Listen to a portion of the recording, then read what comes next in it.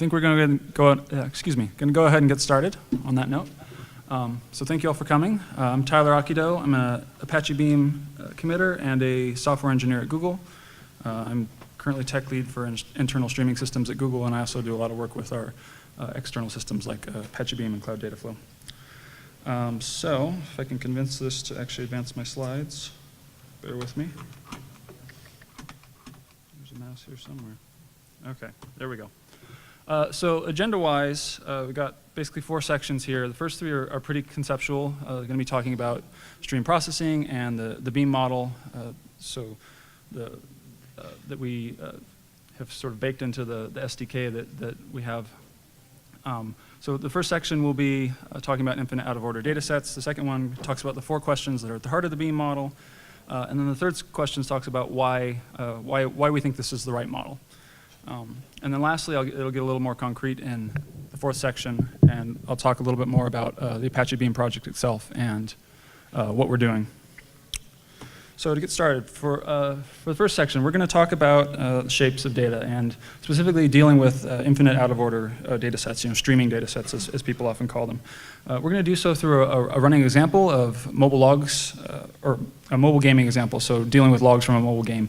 I mean, gaming is maybe not what everybody's sort of here to think about, but the nice thing about mobile is it really motivates the out-of-order case, and there's all sorts of real-world use cases that are not just centered around gaming. But for the sake of our example, imagine you've got users running around crushing candy or something like that, and we want to analyze the logs from this to learn more about the game. And so here's a set of gaming logs, like each little square represents some user score or something like that. And our game probably starts out small, and then over time it gets more successful. People love crushing candy, and it gets bigger. Eventually, over time, it gets really, really big, and we start organizing it ourselves, as data come in, trying to, break it up into days or whatever, and maybe we're processing this with some batch pipeline or something like that. But really, our data set is this infinitely big stream of data. Game logs are continuous. And what's even worse is that, once it gets really large, we're going to start doing this with distributed systems, and distributed systems introduce ambiguity and unknown delays. And so let's look at some of these specific data points that were scored at 8 a.m. So this first red one, somebody scored this point at 8 a.m. and it showed up, if you can see the timeline on the bottom, relatively close to 8 a.m., which is great. And this yellow one, it showed up relatively close to 8 a.m. too. It was more like 8:30, but that's not too bad. But then this green one up here, this event actually happened at 8 a.m. too, but maybe this person was playing on an airplane, they're flying from San Francisco to Tel Aviv, and so they're on airplane mode, and then when they land finally, they go out of airplane mode and their mobile device uploads this score to the system. We've now got this event to deal with that's totally skewed from when it actually happened. So how do we process something like this? So there's a few different ways that you can approach processing infinite out-of-order data sets. There's plain element-wise transformations. So these are things like filtering. Like this is a yellow pass filter, I guess. So applied as elements flow past. You just one at a time you look at an element and do something. But other transforms like counting or joining, any sort of aggregation, it requires you to group elements together into some sort of bounded set. And so one way to do this is to chop the stream up into a bunch of finite windows. The simplest way to do that is as data arrive, so as you observe them, you just buffer them up for some amount of time. Say in this case, I guess it's hourly windows. So you buffer them up for an hour, you called out your window, and that's good. The downside is, if we get that case where like you have the 8 a.m. event that arrives at like 2 p.m., then you're not really analyzing your data in the context that they actually happen. So for that, what you really want is event time windowing. And if you went to Kostas' talk earlier or Gwen's talk, they kind of talked a bit about processing time versus event time. So aggregating by event time windows, what this really does is you've got your stream of input on the top there that is essentially the data as they arrive, and you're taking the event times from when they actually happened and shuffling them into the right place. So this is like a time-based shuffle, right? Gosh, it's really hard to see the colors on here. I guess it's the red event looks like, it happened in the window from 12 to 13, and it actually arrived within that window, so fine, it went to there. But then that green event happened somewhere in 11 to the 11 to 12 window, but it also arrived at like 12:30, and it needed to be shuffled back into the proper window. If it had gone into the 12 to 1 window, that would have been incorrect. And so in order to really deal with these out of order infinite streams well, you need to formalize the difference between processing time and event time. And so these were the two time domains that Gwen and Kostas were talking about. So we'll do so on a graph here. Event time is on the x-axis in blue. Processing time is on the green axis, or the y-axis in green, excuse me. And so ideally there would be no delay between when events happen and when they get processed. So everything would line up on that, that dashed line there in the middle. But reality looks a little more like this pinkish reddish curved line, in that sometimes events happen and it takes them a little bit of time to be processed. Sometimes it takes a lot longer, and so you kind of have this varying skew throughout processing between processing time and event time. And so within a streaming system, we try to capture this notion of progress and event time, notion of completeness, with a thing called a watermark, which is essentially what this red line is. The watermark is an assertion that no timestamp earlier than the watermark will be seen again. Watermarks are often heuristic based. We'll get into this a little more detail into this later. They can be too slow, which means results can be delayed, like if they're being too conservative, or even if they just know that there's one single event that needs to be processed, the watermark will be held up, but that can slow down processing elsewhere. They may also be too fast. If they're heuristic, they may be essentially making guesses about how much data has been seen up to a given event time, and they may be wrong, and other data may show up later. So again, we'll see more of this later. So now that we've kind of covered the basic background of infinite out-of-order data sets, let's look at how you go about processing them. And our assertion is that it's not actually that hard if you know the right questions to ask. So what we've done within the Beam model is to take the approach of asking, saying, basically every data processing pipeline, every data processing problem really falls, can be addressed by answering these 4 questions. The first one is what are you computing? So this is this is like sums, joins, histograms, machine learning models, any sort of, I've got data A, I'm going to transform it into data B. The next is, the next 3 questions really then deal with the fact that you've got this infinite out of order stream that you need to deal with. So the first one is where and event time. So you just assume that your data are coming in out of order. If they're coming in order, great, your life is a lot easier, but in a lot of cases they aren't. And so if they're out of order, you need to define, where and event time do I want to process these, and what sort of, which windows in time do I care about? So that's what the second question is for. Once you've placed windows within some point or some bounded space in event time, you have to decide when in processing time do you actually want to materialize, if I can actually pronounce that word, results. Do you want to basically get one answer when you think all the data for the window are complete? Do you want speculative results over time? Like, let's say you're doing daily windows. You probably don't want to wait until the end of the day just to give a result. You could just do that with a batch system. You probably like to give periodic updates over the day, saying, say it's billing or something. You would want to sort of show progress as time goes on. And then also, I talked a little bit about having late data. So if you think data is complete, but then something shows up, somebody turns their phone off of airplane mode and uploads a new score. How do you deal with that? And then the last one is, in those cases where you're providing, say speculative results or you're dealing with late data, how do you want refinements of those results to relate? So let's look a little more closely at this through some examples. So first we'll look at the first question, what are you computing? So I talked a little bit about this before. There's basically, various types of transformations you can do. There's element-wise transformations. You get a single element, you map it to something else. There's aggregations where you're grouping things together and creating some sort of new thing from it.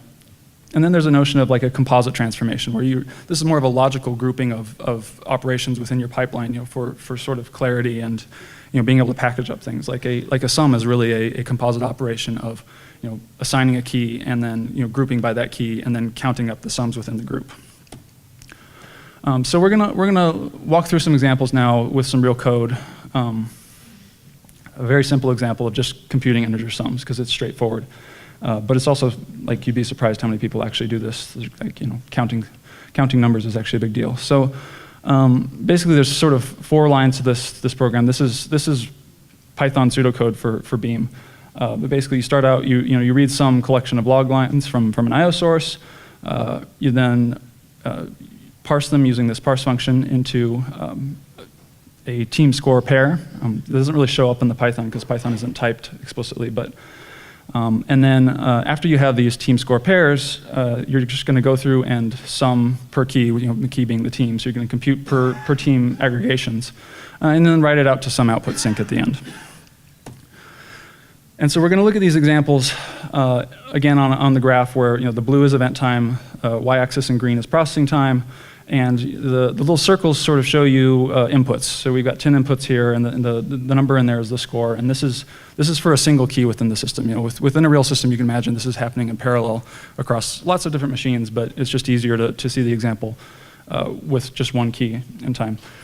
And so, as before, this ideal line, if everything happened and was processed at exactly the same time, all those inputs would actually line up on that line. But reality is not so kind. And so, like the 3 here that I just circled, it happened and then gets processed relatively quickly thereafter. But like the 9 way over there, it shows up quite late. Like it happened at what is that? Like not quite 12:02, and it doesn't show up until 12:08 and 30 seconds or so. So this is sort of the basics of it. So now, if we were to process this with say, a traditional batch program, the way this works, so this is just an animation. It's going to keep looping so you can kind of sort of see everything over and over. That thick white line going up from the bottom up to the top is basically real-time advancing as sort of we observe it, as your pipeline observes it. So it's as processing time advances. And each time it arrives at a new input, that's basically like your pipeline is seeing that input come in. And you can see then the grayish, whitish rectangle is essentially covering this period of time that the pipeline is processed. And that number there that grows as time progresses is the sum that's being computed. So as it sees the 5, it goes to 5, and sees the 7, it goes to 12, and so on. So it goes all the way up to the top. Once it's seen all of the input, which is because this is how batch pipelines work, it produces an output, which is the big blue rectangle, again covering all of event time, because traditional batch processing doesn't really have a notion of event time, so it's essentially all of time. And you get this result of 51 for all of these. All right, so that's great. So let's now see what happens if we start tweaking the other questions. So that next moves us on to event time, so where in event time. So again, we're going to be dealing with windowing here. Just a sort of a quick overview. Windowing divides data into event time-based finite chunks. Some examples that I have here: fixed windows. This is like basically, you say I want fixed windows of 5 minutes, and you're essentially chopping up all of time into these sequential 5-minute windows. Sliding windows are very similar, except instead of having the windows follow each other, they now overlap. So maybe 5 minutes with 1 minute slide. So you have overlapping windows. Sessions are a very interesting type of window that they are derived from the data themselves. So sessions are usually defined as a period of user activity followed by or period of activity within the data followed by some inactivity. So maybe that people are visiting sites on your website, and you see that they jump from page to page to page, and eventually there's say 10 minutes of inactivity. So you sort of say, well, they've stopped looking at stuff on our site. So these sequence of 25 different pages they visit, that was a session. So sessions are interesting both because they're derived from the data themselves, and also because they're unaligned within different keys. They're not the same across keys because the data is not the same across keys. So let's say we want to window our sums now. So to do this, we simply apply a window into operator and say, we're going to window this into fixed windows of 2 minutes for this example. So if we then go back to our animation here, looks a lot like what we had before. We're still doing this in batch, but instead of having a single window across all of event time, we now have it chopped up into these 2-minute event time windows. And so you see as it goes from the bottom to the top, again, it picks up the scores, and we wait until we've seen all the input, because again, this is batch. And at the end, we've got 4 separate scores for these 4 regions in time. And that's great, but ideally, we'd really want to reduce latency and sort of start to deal with an infinite unbounded data set instead of this clearly bounded data set that we're dealing with here. So that leads us to the next question, which is when in processing time. And so that's answered by 2 things. One is triggers within the system let you dictate when results are emitted. Triggers are often relative to the watermark, which is that often heuristic notion of progress and event time that I talked about. So this is probably a little easier if we look at an example. So to start out with, we'll just go with what is essentially the default trigger.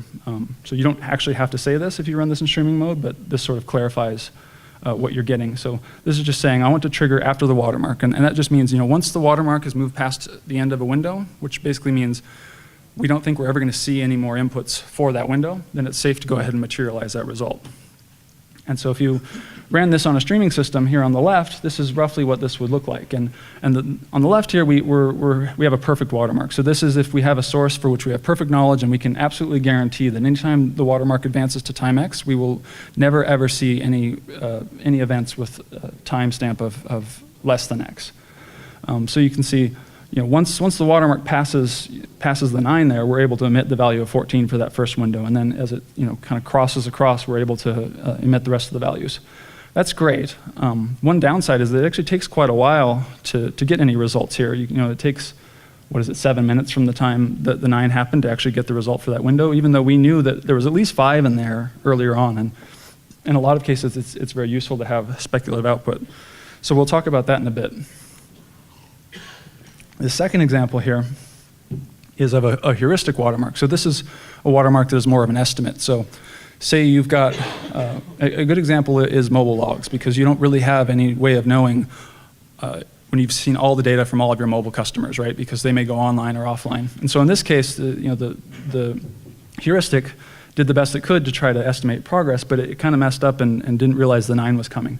And so this was an example of the watermark being too fast. So it's nice in that we got output a lot faster on a number of these windows, but we kind of screwed up and didn't get the right answer for the first window by dropping the 9. So if we want to deal with that, we can go to a more advanced trigger, which would be something like this, where you specify an early and a late trigger. So the early trigger is saying, at every 60 seconds I want to output data, and I actually have a typo in the slide. The late one's supposed to say at count 1. So basically, anytime we see late data, we want to output it immediately. So apologies for that. But if we now run these on, over these streaming systems again and look at it, you can see the graph's a little more, or the animations are a little more active here. But basically, anytime we have some sort of new input and time progresses, for at least a minute before the watermark passes the end of the window, we'll output an early speculative result. So those are the results that are annotated as early. Once the watermark passes the end of the window, if we have anything new to say, we'll output an on-time result. And then in the case of the first window on the heuristic watermark side, even though that 9 shows up late, like the watermark long ago claimed that it had seen everything, because we had that at count 1 late trigger, we'll go ahead and trigger another result there. So in these examples, you can see we're essentially, every time we give a new answer for a window, we're essentially accumulating new results into the window, and there's a question there. So watermarks are generally based on the given source. So typically, like for Beam, when you build a source for the Beam system, a source library, you provide the watermark as the person writing the source for that, because they're typically source specific. You actually can write like a heuristic-based one that would work generally. We don't have one like that currently, but basically, usually it's whoever, like if you're building a Kafka source for Beam, you would generally be able to build a Kafka watermark generator for it. So let's see. So back to this with the results. So when you're getting multiple results, they're building upon each other. So like in the last window, you start out with that early result of 3, and then after that you get this late result of 12 that incorporates both the value of the 3 and the 8 and the 1. But this behavior around multiple firings is actually configurable. And this gets us to the last question then, how do refinements relate? So how should multiple outputs per window accumulate? And the appropriate choice really depends on the consumer. So the one option is to do discarding mode. Oh, and so the example here I'm walking through, I guess I should explain this. We're going to look at, we're going to look at a window that has 3 firings: a speculative firing, a watermark firing, and a late firing.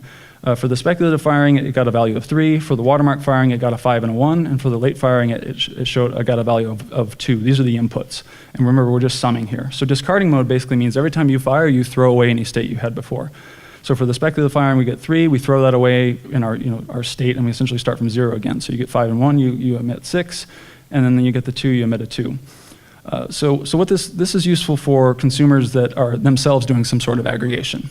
So if you were actually putting this into a system that was doing sums, then this would work out great, because the sum of all those outputs would be 11. If you're just looking at the last observed value, you're just going to get 2, which is obviously not the complete sum. So in the case where you just want to always have sort of the most up-to-date total, then you want something like accumulating mode, which is what we've been looking at so far. So the first firing would be 3, and then you see the 5 and the 1, that accumulates to 9, and then you see the 2, that accumulates to 11. So this is, again, is great if you can overwrite previous values, like if you're writing into something like HBase.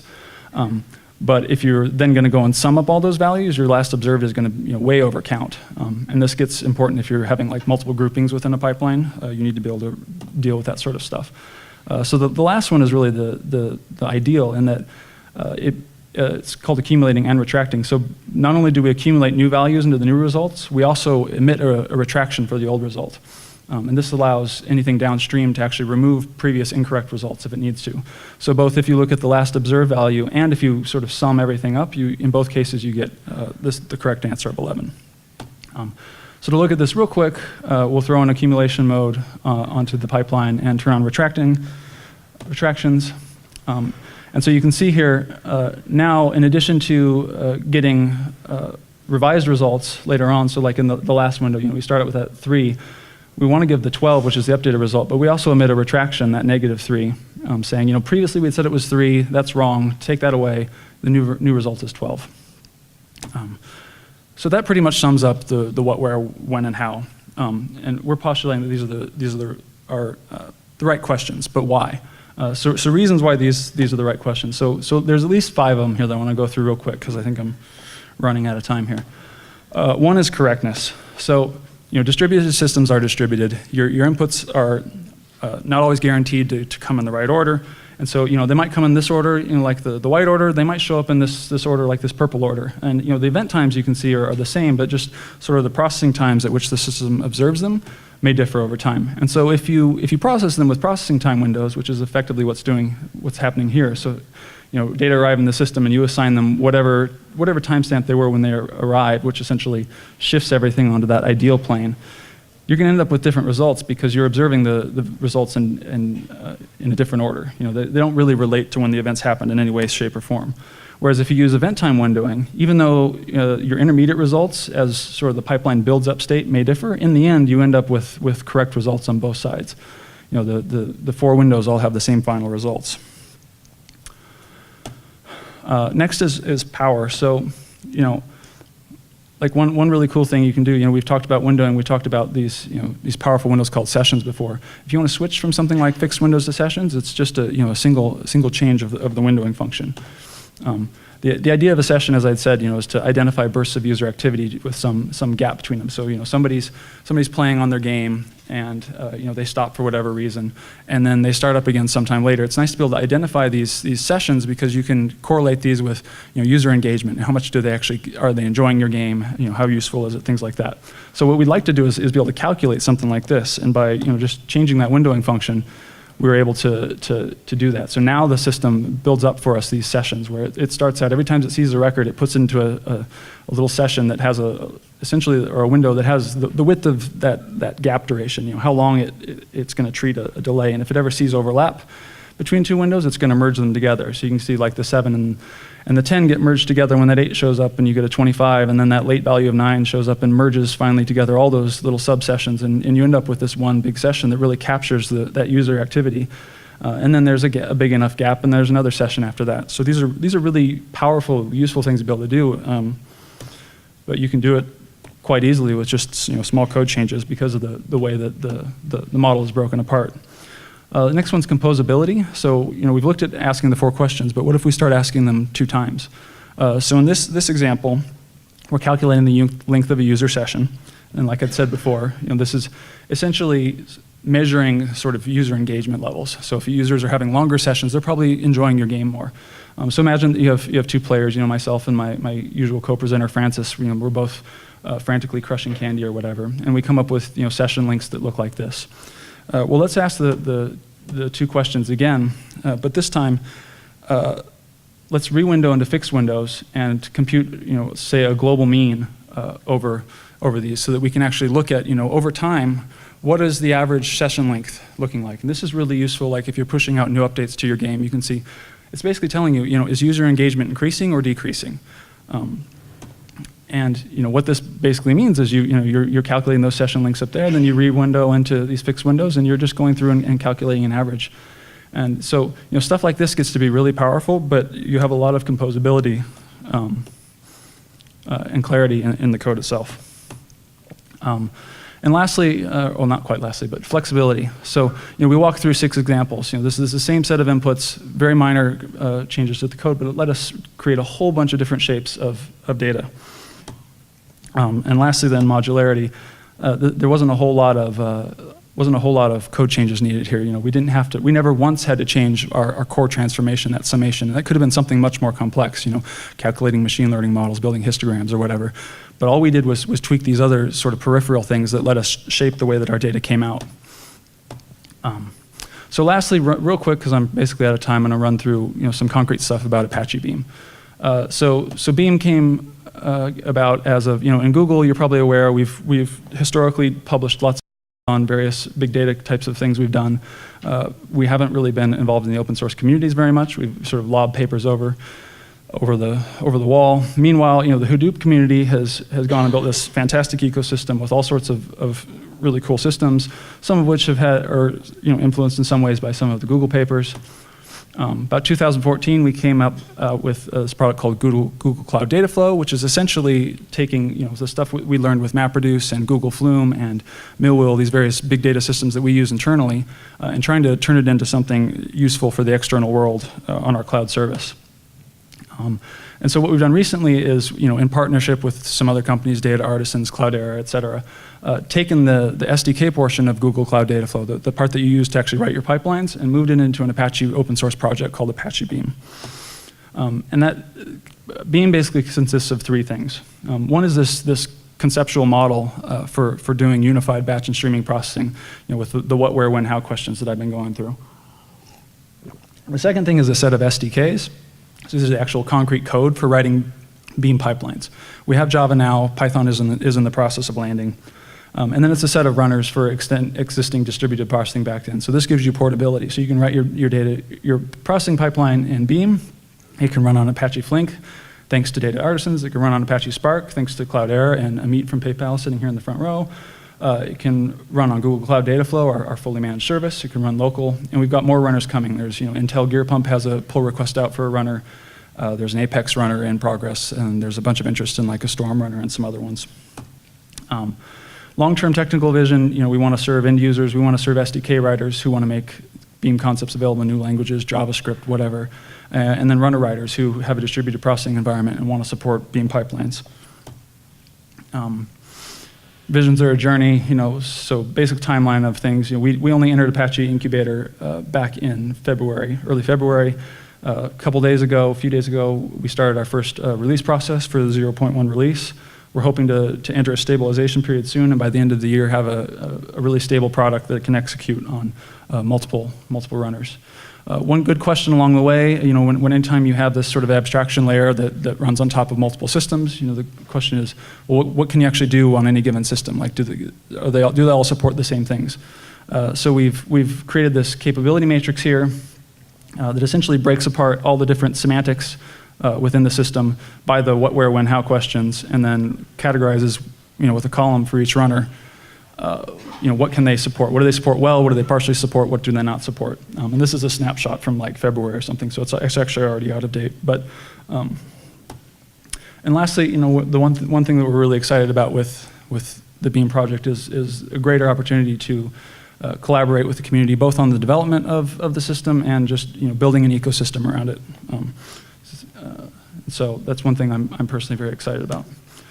So if you want to learn more, there's our website for Apache Beam. There are a couple of articles I was fortunate enough to be able to write for O'Reilly on stream processing that cover a lot of this, but in much more detail.